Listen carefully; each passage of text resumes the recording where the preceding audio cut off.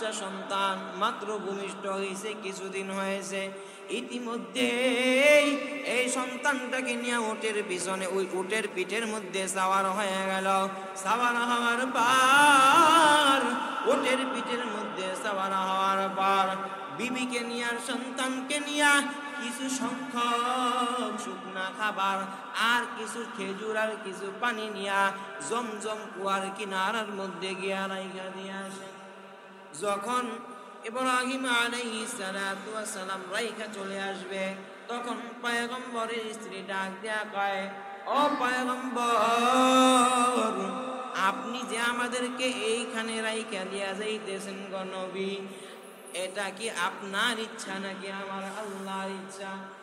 এ কথা বলার পর আমার ইব্রাহিম ডাক দেয়া কয়, ও বিবি আমার, আমার কোনো ইচ্ছা নাই, আমার কোনো ইচ্ছা নাই রে বিবি।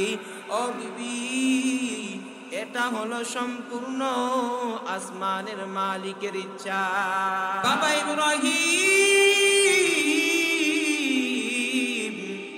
পয়গম্বরকে ডাক দিয়া বলে, এ ইব্রাহিম, এ ইব্রাহিম, তোমাকে আমি 100 বছর বয়সের মধ্যে আমি তোমাকে একটা সন্তান দান করলাম। এই ইব্রাহিম, এ নবীর আশিক উম্মতের দল, আমার আল্লাহ ইব্রাহিম নবীকে 100 বছর পূরণ হওয়ার পর একটা সন্তান দান করলো। ইব্রাহিম নবী সমস্ত নামাজের পরপরই আল্লাহর কাছে দোয়া করত, রব্বি হাবলি মিনাস সালিহিন, রব্বি হাবলি মিনাস সালিহিন।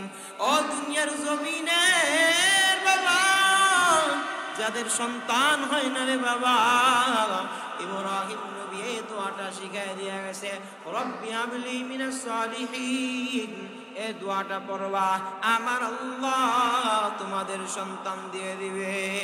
আল্লাহ তাআলা বলতেছেন, ইন্না শানিআকা হুয়াল আবতার, আপনাকে যারা নির্বংশ বলতেছে, হে নবী, হে নবী আপনি শুনে নেন, যারা আপনাকে নির্বংশ বলতেছে তারাই নির্বংশ।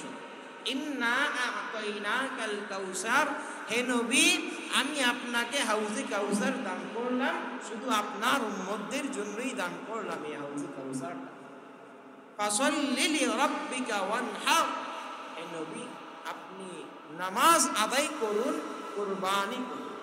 এখন নামাজ তো আমরা পড়ি,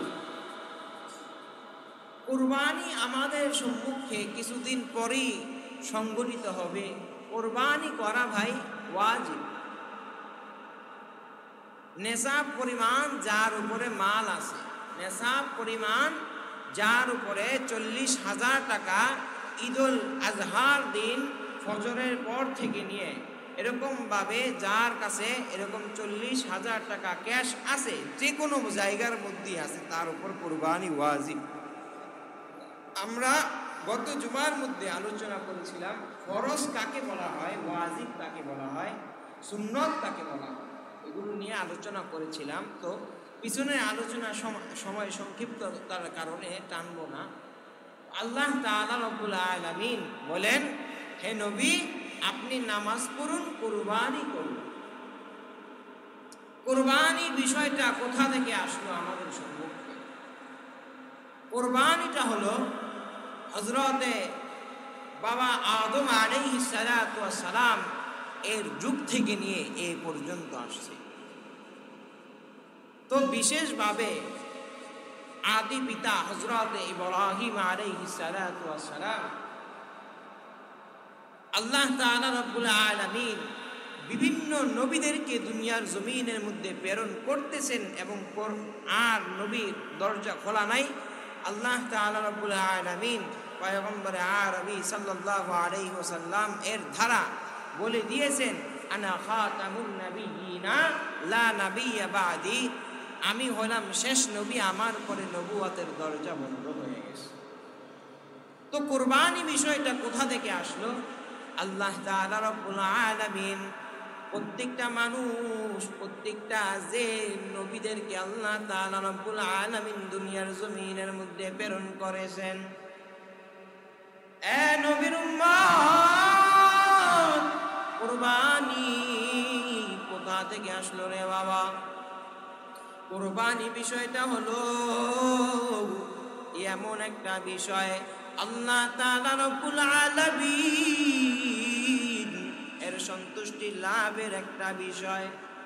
এ নবীর উম্মত, কুরবানি হইল আমার আল্লাহ তাআলা রব্বুল আলামিন কুরবানিকে আমাদের সম্মুখে ওয়াজিব করেছেন। কুরবানি বিষয়টা কোথা থেকে আসলো? কুরবানি হলো আমার আল্লাহ তাআলা প্রত্যেকটা নবীদেরকে নবী হিসাবে প্রেরণ করার সাথে সাথে আমার আল্লাহ তাআলা রব্বুল আলামিন তাদেরকে পরীক্ষার মধ্যে ফেলত। বাবা ইব্রাহিম পয়গম্বরকে ডাক দিয়া বলে, এ ইব্রাহিম, এ ইব্রাহিম, তোমাকে আমি 100 বছর বয়সের মধ্যে আমি তোমাকে একটা সন্তান দান করলাম।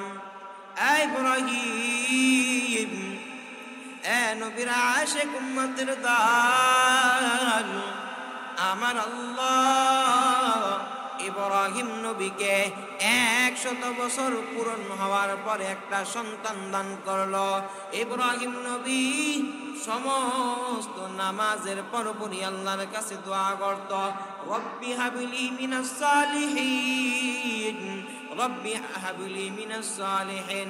ও দুনিয়ার জমিনে বাবা, যাদের সন্তান হয় না রে বাবা, ইব্রাহিম নবী এই দোয়াটা শিখাই দিয়ে গেছে, রব্বি হাবলি মিনাস সালিহিন।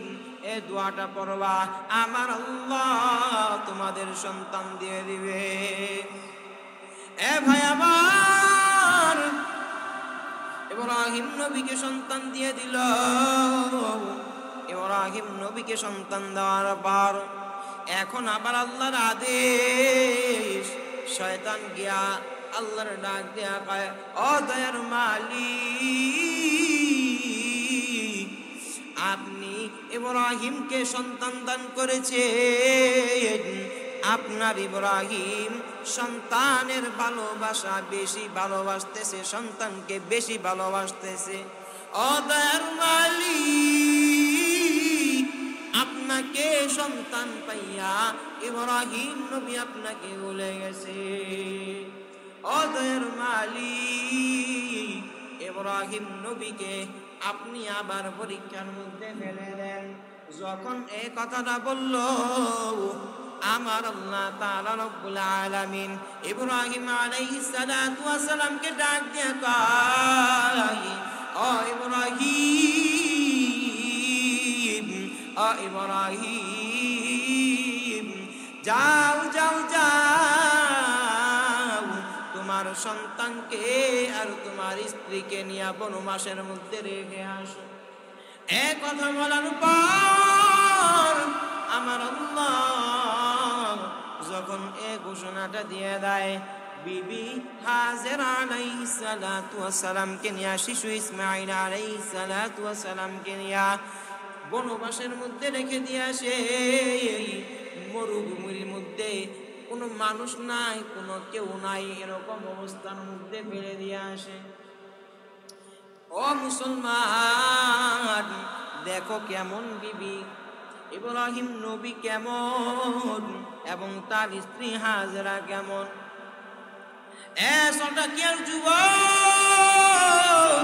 সন্তান ছোট্ট একটা বাচ্চা সন্তান মাত্র ভূমিষ্ঠ হয়েছে, কিছুদিন হয়েছে। ইতিমধ্যে এই সন্তানটাকে নিয়ে উটের পিছনে, ওই উটের পিঠের মধ্যে সাওয়ার হয়ে গেল।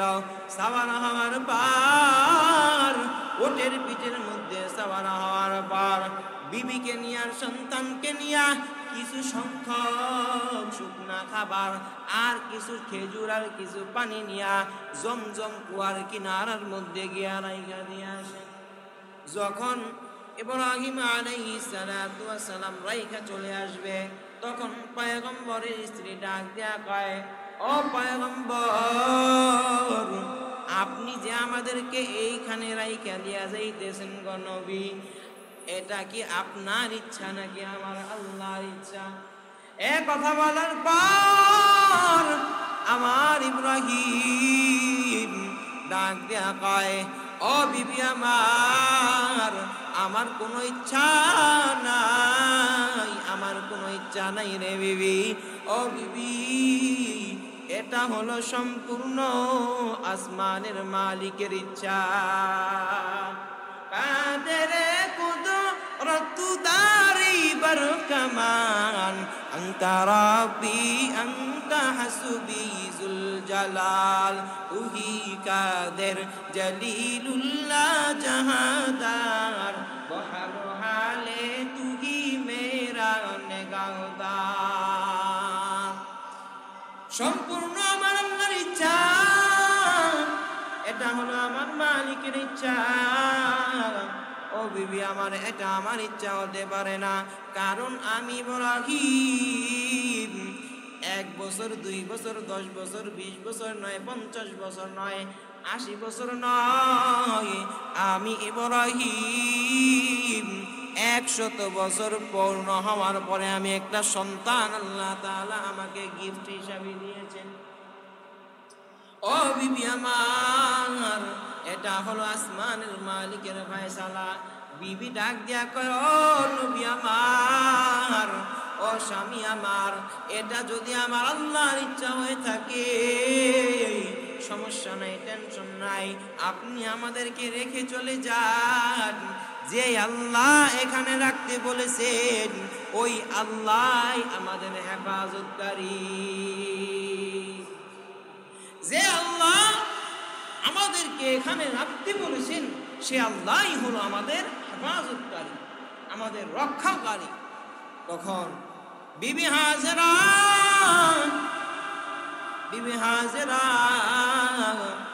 এই পানি আর খেজুর দিয়ে শুকনা কিছু খাবার দিয়ে 2-4 দিন পর্যন্ত ভালোভাবে তাদের চলে যায়।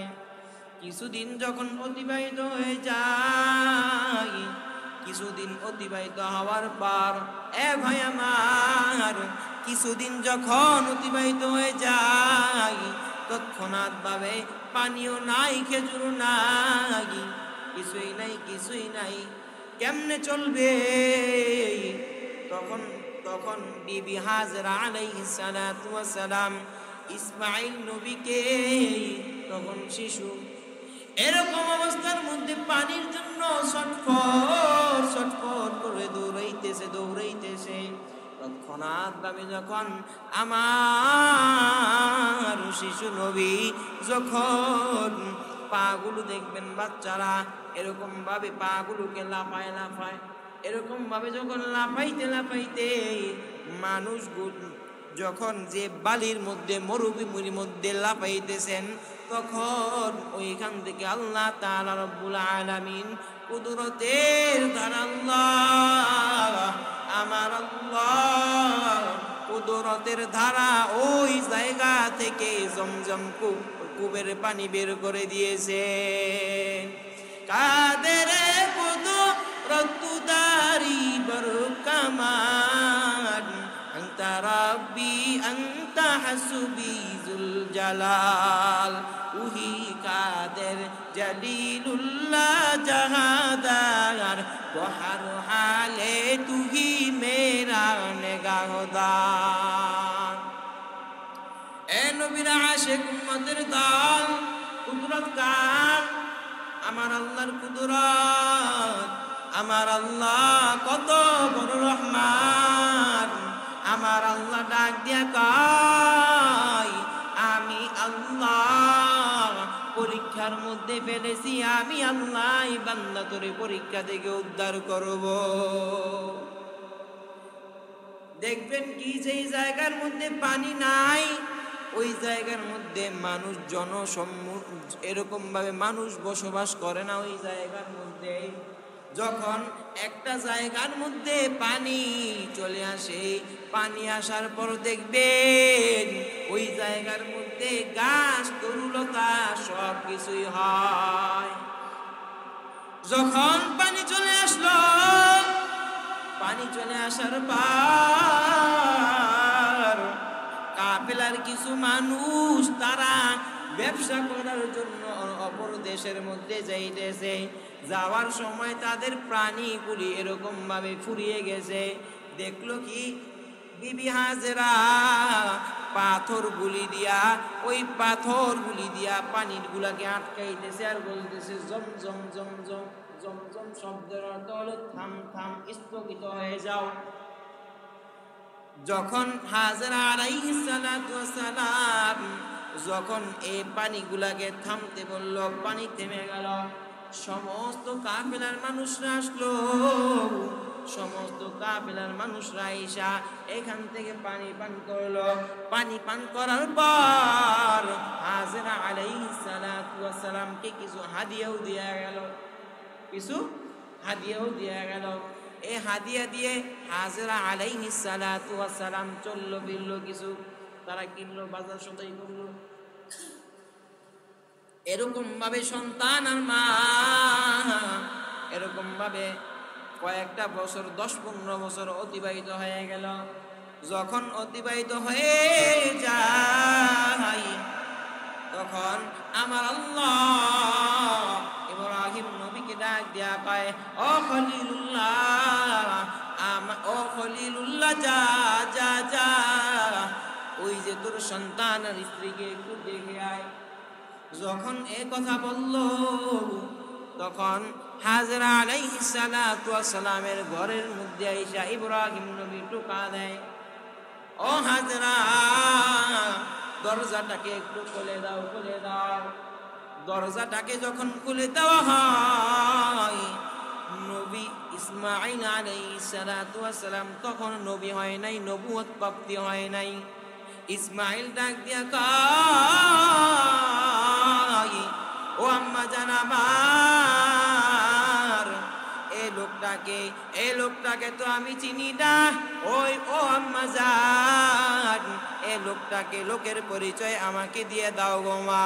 এ কথা বলার পর ইব্রাহিম নবীকে ডাক দেয়া বলতেছে, ও পয়গম্বর ইব্রাহিম, এ সন্তান হইল গিয়া আপনার সন্তান ইসমাঈল।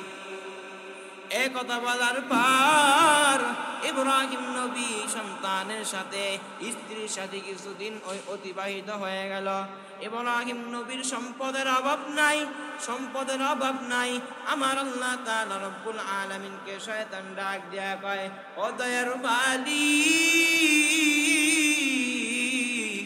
আপনার ইব্রাহিম সন্তান পাইয়া সন্তান বড় হয়েছে, এই জন্য আপনার পয়গম্বর ইব্রাহিম সন্তানকে পাইয়া মালিক আপনারে বইলা গেছে।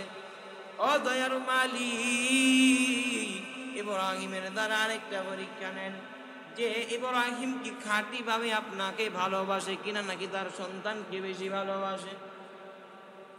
এ কথা বলার পর আমার আল্লাহ ইব্রাহিম নবীকে স্বপ্ন দেখায় যে, ও পয়গম্বর, তোমার জিন্দেগির মধ্যে তোমার যে বেশি প্রিয় বস্তুটা আছে, এই প্রিয় বস্তুটাকে তুমি কুরবানি করো। যখন কুরবানি করার কথা বলা হয়, আমার পয়গম্বর ইব্রাহিম কয়েক শত শত শত শত কুরবানি করে দেয়। কুরবানি করার পর দ্বিতীয় দিন আবার স্বপ্নের মধ্যে আমার পয়গম্বর ইব্রাহিমকে স্বপ্নের মধ্যে জানায় দেয়, ও ইব্রাহিম, তোমার প্রিয় বস্তুটাকে তুমি কুরবানি করো। ইব্রাহিম পয়গম্বর আবার শত শত শত শত উটকে কুরবানি করে দেয়। যখন তৃতীয় দিন আবার স্বপ্নের মধ্যে আমার আল্লাহ ডাক দিয়া কয়, ও ইব্রাহিম, তুমি যে বস্তুটাকে তুমি বেশি মহাব্বত করো, যে বস্তুটাকে তুমি বেশি ভালোবাসো, ওই বস্তুটাকেই তুমি কুরবানি করো। এ কথা বলার পর পয়গম্বর ইব্রাহিম বুঝতে আর দেরি নাই, দেরি নাই। তার কলিজার টুকরা, তার মানিক রতন ধন হযরত ইসমাইলকে কুরবানি করার কথা বলতেছে। নবী ইব্রাহিম ইসমাইল নবীকে ডাক দেয়া বলে, ও সন্তান, ও সন্তান ইসমাইল, তোমাকে কুরবানি করার কথা আমার আল্লাহ তাআলা রব্বুল আলামিন ওহীর মাধ্যমে জানিয়ে দিয়েছে রে ইসমাইল। ও ইসমাইল, তুমি কি আমার আল্লাহর আদেশ মানতে কি রাজি আছো কিনা? আমার ইসমাইল ডাক দিয়া কয়, ও আব্বা জান আমার, আমার আল্লাহ যদি আমাকে কুরবানি পেয়ে যদি আমি কুরবানি হয়েও আমি ইসমাইল খুশি। এ কথা বলার পর নবী ইব্রাহিম ইসমাইল আলাইহিস সালাতু ওয়াস সালামকে নিয়া কুরবানির ময়দানের মধ্যে গিয়া প্রস্তুত হওয়ার পর ইসমাইল নবীকে ডাক দিয়া কয়, ও সন্তান ইসমাইল, তোমাকে আমি জবাই করব, এখন তুমি প্রস্তুত হয়ে যাও রে ইসমাইল। ইসমাইল ডাক দিয়া কয়, আব্বা জান আমার, আপনি আমাকে জবাই করবেন ঠিক আছে, কিন্তু আমার কিছু দু একটা কথা আছে, আমার কথাগুলি কি আপনি শোনেন আগে। ও আব্বা জান আমার, আপনি আমাকে কুরবানি করবেন, আমার হাত দুইটাকে বেঁধে নেন, আমার দুইটা পা দুইটাকে বেঁধে নেন গো আব্বা জান। আমাকে যখন আপনি কুরবানি করবেন, আমি হয়তোবা ভুলবশত আপনার শরীরের মধ্যে আমার হাত পা গুলি ছোটাছুটি করবে। ও আব্বা জান, হয়তোবা আপনার শরীরের মধ্যে আঘাত লাগবে, আমার দ্বারা আপনার কাছে কোনো বেয়াদবি হয়ে যাবে গো আব্বা। ও আব্বা জান আমার, যদি বেয়াদবি হয়ে যায় তাহলে আমি ইসমাইল আল্লাহর কাছে কি জবাব দেব? ও আব্বা জান আমার, আমার চোখ দুইটাকে বেঁধে নেন, যে দ্বারা আপনি আমাকে জবাই করবেন। আপনি জবাই করার সময় আব্বা জান আমার, যখন আমার চেহারার দিকে আব্বা জান আপনি তাকাবেন, যদি আমার চেহারার দিকে তাকানোর পর আপনার যদি কিঞ্চিত পরিমাণ মায়া লেগে যায়, ও আব্বা জান আমার, আপনি আমার আল্লাহর হুকুমকে অমান্য করবেন, আমার আল্লাহ আপনার প্রতি আমার প্রতি নারাজ হয়ে যাবে। ও আব্বা জান আমার, এটা আমি সহ্য করতে পারবো না। ও আব্বা জান আমার, আপনি আমার চোখ দুইটাকেও বেঁধে নেন। ইব্রাহিম আলাইহিস সালাতু ওয়াস সালাম সমস্ত চোখ দুইটাকে বেঁধে নিল, হাত দুইটাকেও বাঁধলো, পা দুইটাকেও বাঁধলো, সমস্ত অঙ্গ প্রত্যঙ্গগুলো বাঁধার পর ইব্রাহিম আলাইহিস সালাতু ওয়াস সালাম, ইব্রাহিম নবী আমার সন্তানের গলার মধ্যে ছুরি চালায়। ছুরি চালানোর সময় পরে আল্লাহু আকবার, আল্লাহু আকবার। আসমান থেকে সমস্ত ফেরেশতারা আল্লাহকে ডাক দিয়া কয়, ও দয়ার মালিক, আপনি কি লীলা খেলা দেখাচ্ছেন গো আল্লাহ? বাবার হাতে সন্তান কুরবানি হয়ে যাইতেছে গো আল্লাহ, আপনি কিছু করেন, আপনি কিছু করেন। এ কথা বলার পর আমার আল্লাহ তাআলা 350 ওয়ালা ফেরেশতা হযরতে জিবরাইলকে ডাক দিয়া কয়, ও জিবরাইল, যাও যাও যাও, আমার ইব্রাহিম তার সন্তানটাকে কুরবানি করতেছে রে। ও ফেরেশতা জিবরাইল, যা। এ কথা বলার পর আসমান থেকে হযরত জিবরাইল আলাইহিস সালাতু ওয়াস সালাম একটা দুম্বাইনা ইব্রাহিম আলাইহিস সালাতু ওয়াস সালামের শরীরের নিচে শোয়া দেয়। শরীরের নিচে শোয়া দেয়। শোয়ানোর পর যে ছুরি দ্বারা হযরত ইসমাঈল আলাইহিস সালাতু ওয়াস সালামের গলার মধ্যে পুষ দিতেছে, একটা পশমও কাটতেছে না, তৎক্ষণাৎ ভাবে ইব্রাহিম নবী তৎক্ষণাৎ ভাবে একটা পাথরের উপরে নিক্ষেপ করে ছুরিটা। যখন নিক্ষেপ করে শক্ত পাথর দ্বিখণ্ডিত হয়ে যায়, তারপরও কিন্তু এই পাথরটা দ্বিখণ্ডিত হয়ে যায়। তাহলে দেখেন তো ওই ছুরিটার মধ্যে কতটুকু ধার ছিল। কিন্তু ইসমাঈল আলাইহিস সালাতু ওয়াস সালামের গলার মধ্যে যখন ছুরি চালাইছে, ছুরিকে আল্লাহ তাআলা রাব্বুল আলামিন বলেছেন, হে ছুরি, তোমার মধ্যে কাটার ক্ষমতা আছে, কিন্তু আমার ইসমাঈলের একটা পশমও তুমি কাটতে পারবা না। এই কথা বলার পর আল্লাহ তাআলা রাব্বুল আলামিন ইসমাঈল আলাইহিস সালাতু ওয়াস সালামকে উঠায় দিল। উঠানোর পর তৎক্ষণাৎ ভাবে ছুরি ওই দুম্বার গলার মধ্যে গিয়ে পড়ে গেল।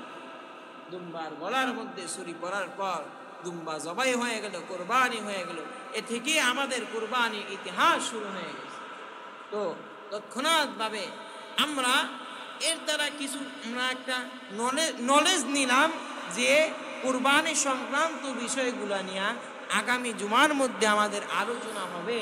কুরবানি কাদের উপরে ওয়াজিব, কুরবানির নিয়ম কানুন কি, কুরবানির করণীয় কি, কুরবানির বর্জনীয় কি, এবং কুরবানির যে পশুগুলা আমরা কি কি পশু দ্বারা আমরা কুরবানি করতে পারবো, কি কি পশু দ্বারা আমরা কুরবানি করতে পারবো না, এই বিষয়গুলো নিয়ে আমরা আগামী জুমার মধ্যে আলোচনা করব, কথা বলবো। যারা